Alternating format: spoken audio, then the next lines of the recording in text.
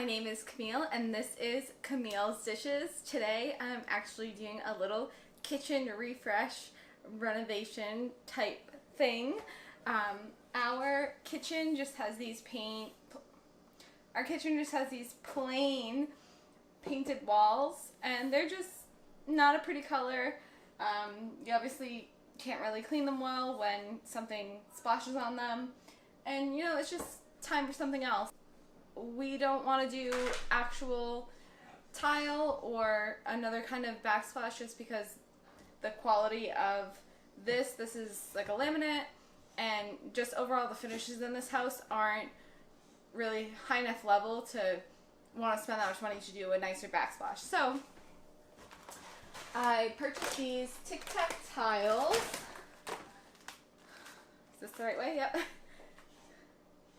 I got these on Amazon after doing some research. I believe they are only available on Amazon in the US because when I went to their website, it took me right to Amazon. So there's 10 sheets in here, and they're 12 by 12, so 1 square foot. And I ordered, I believe it was 5 of these. 5 of the white, so it should be 50 sheets total.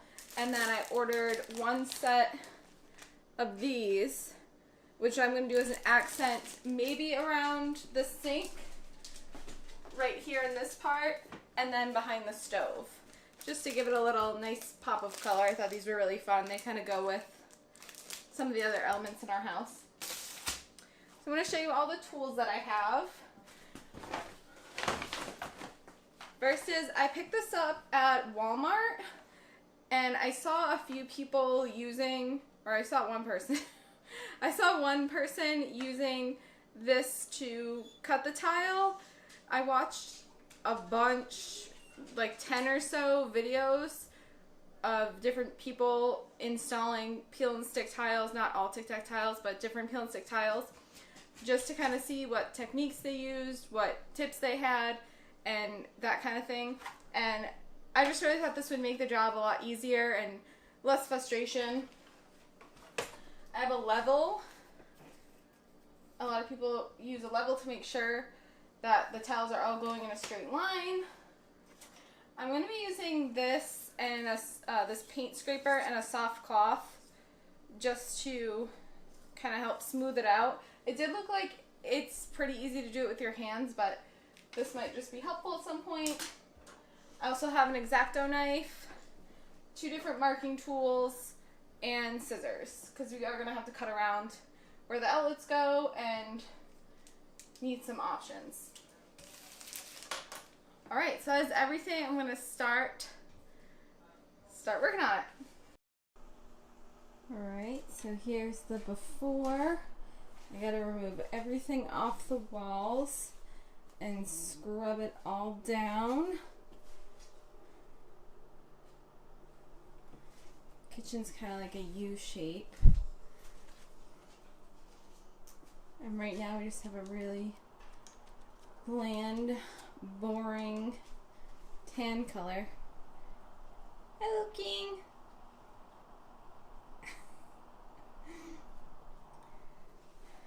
So let's start this process.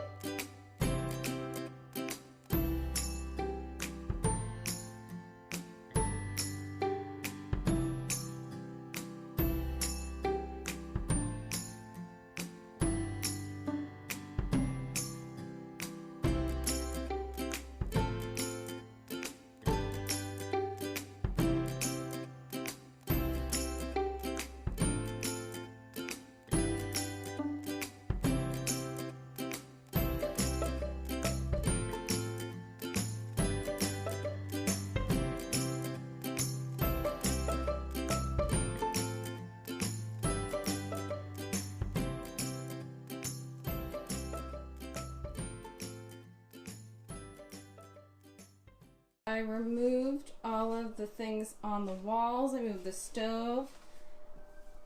Gross. Now we're just gonna work on cleaning all of this with a heavy duty cleaner. So I'm using this, mineral spirits. Alright, so I actually need like a regular Sharpie instead of a pen. It just doesn't write on this very well. So I'm using the back piece of, where did this, oh, because I cut it off. Okay. So that will go there. And this is the back piece for that. So it's going to line up here. And I measured my outlet. It's 2.5 inches by 4 inches. So I'm just going to make rough marks there. And also I need a measuring tape. Kind of forgot about that one. 2.5 by 4. These are sticky without the cover on them, and it's kind of annoying. I'm just gonna make a quick.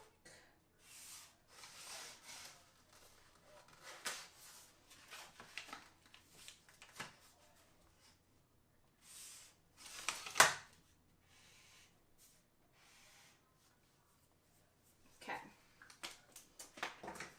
So we will put this here.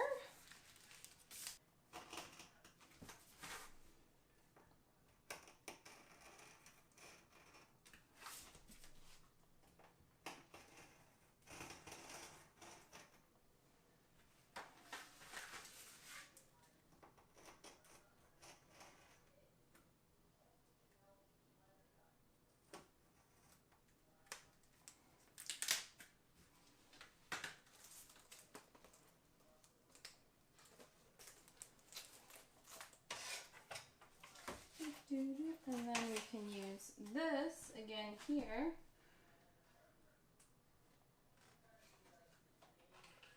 And we'll just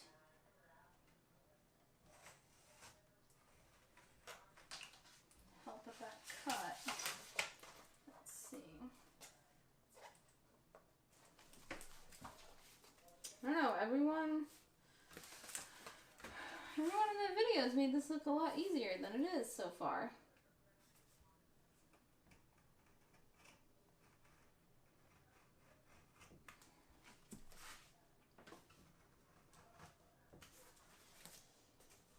Maybe cutting from this side will help a little.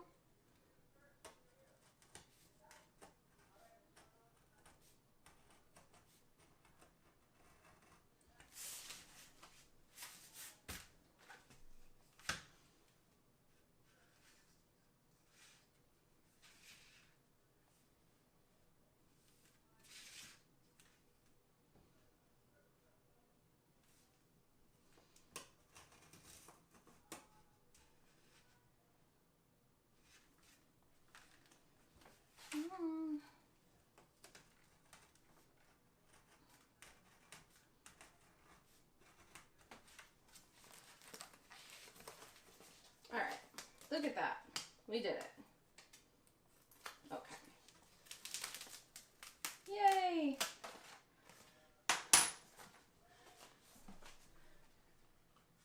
Oh, I do see I made a little mistake there. Hopefully the cover will cover it up.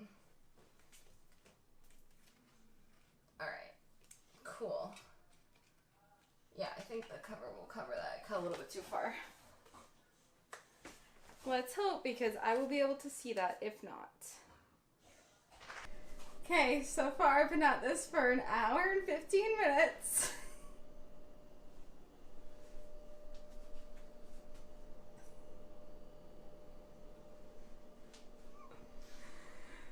Alright, this one I just did so hard because there's like this tile and then it had to connect to this one with this box in this corner. Oh, this is a lot more difficult than I was expecting, but we're working on it. So it is now 6:07. We're this far along. This area is very difficult because you have to get underneath the cabinet. I noticed too that if you kind of have an area where there's the rest of the outlets underneath here, it kind of causes the rest of it to bubble a little bit, and like it's just really difficult to put down. So you should just try and get it up over those bumps like I did down here, but I didn't do up here. I'm also just afraid to cut them too big, so I'm just trying to be careful. All right, so we are on day 2 now. I was able to get up to here. This took a lot longer than I expected yesterday. It took me about 4 hours. What I thought this whole thing was going to take me maybe 3. But now that I'm a little bit more familiar with the process, hopefully we can get this side done a little bit faster. Although I feel like this corner again is going to be really difficult. Maybe I'll cut it this time instead of this one. I just kind of stuck in the corner there. So we will see. These are a lot of the scraps that I have so far. And hopefully these can be used up on this part, and I can return one of these, or we'll see, one of the sets, but we'll see what we have left at the end. And just a few notes before I forget. So what I wanted to mention is this has like a very, almost a sticky kind of texture, or just anything in general, just like getting stuck on this, because it's smooth, but there's friction there. And then when you cut these, let me see if I can find like an edge. So when you cut this, it actually creates like all these little rubbery bits.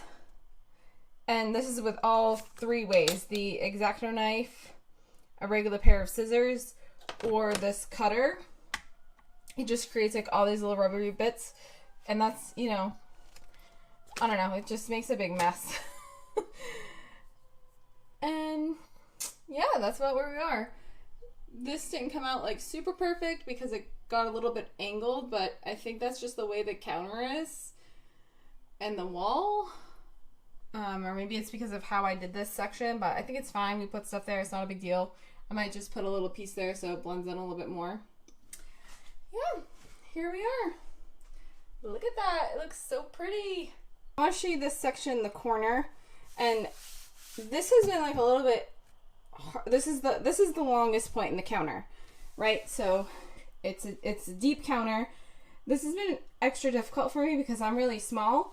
So this has been really extra difficult for me because where I stand, if I can try and show you, this is like much higher than my hip height, so I'm having to fold like my entire upper body over this, and I actually have to like climb on the counter and like kind of lay down to actually get to this part in the counter or on the wall.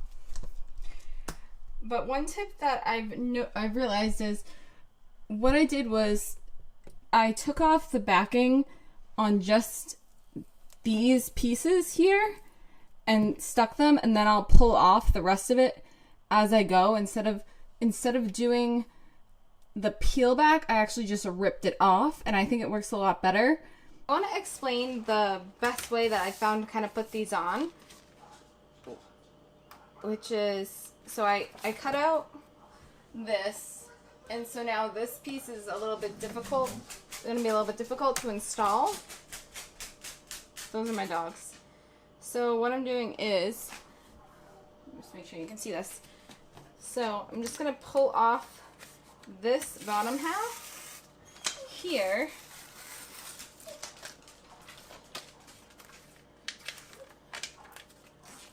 Well, it's better to cut it, honestly. So just cut this like that. So most, usually you would see it kind of going like this, like peeling the backing off this way, but I think this way is a lot easier because you can line up the bottom and then do this next little wonky piece here. Take this.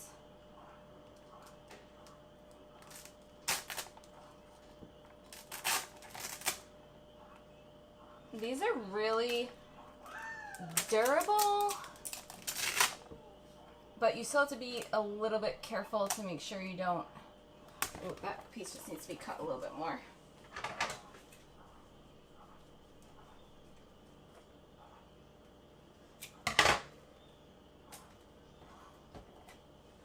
Just make sure you don't rip them, because they can kind of rip in like these corners here a little bit if you pull them too hard. So just be careful about that. So kind of line that up. We're going to go along here. Oh, does that look crooked? Get the level.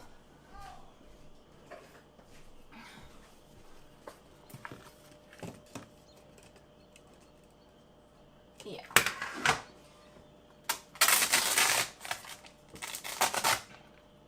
So the caulking along here is pretty wonky, and the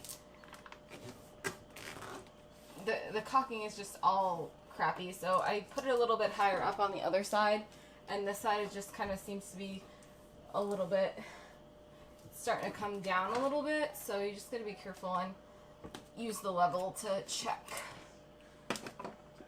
Yeah, see, that's level, but probably gonna have to redo this caulking. Which it needs to be redone anyways, because there's big gaps in it.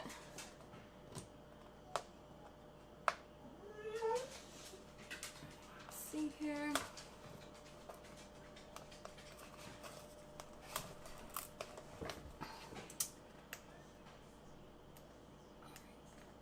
Come on. Oh, no. I've kind of noticed too, if you pick too much at the corner, some of the color kind of flakes off a little bit. Okay.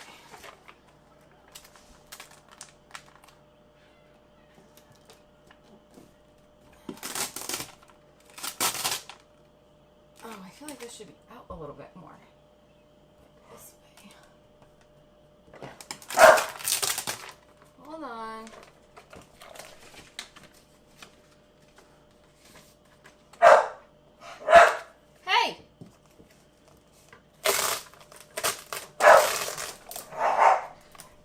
See, I just ripped it. That's alright though, because that's the cover's gonna go over that.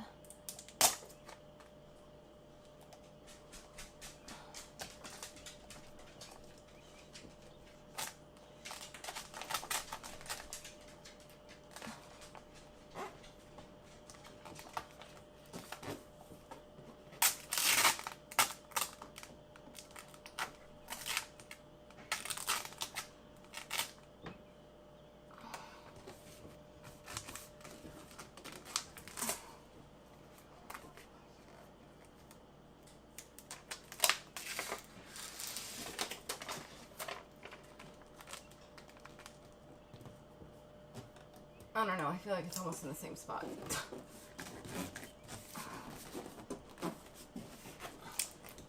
This stuff is pretty forgiving, and I've made a few mistakes. I'll kind of show you where they are.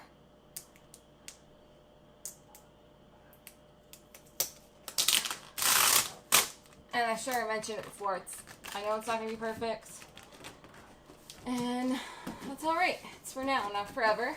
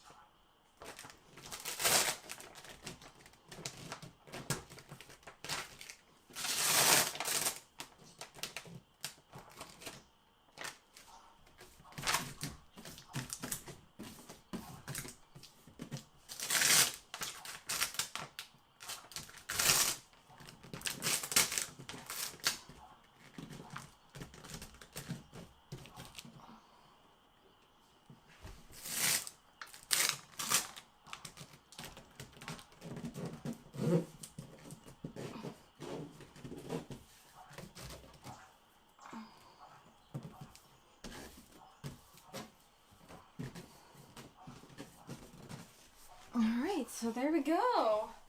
I think I'm gonna add, so when you're standing here, obviously you can see the end. Oh, my battery's dying. But when you're standing here, you can kind of see the words in there in the gray, so I'll probably just add single tiles there just to kind of complete it from the visual standpoint.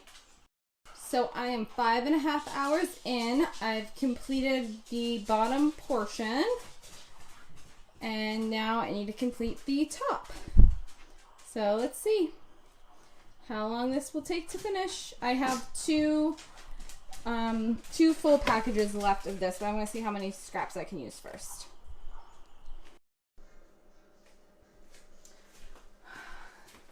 Alright, so here it finally is. It took a lot longer than I anticipated, but I finally finished it.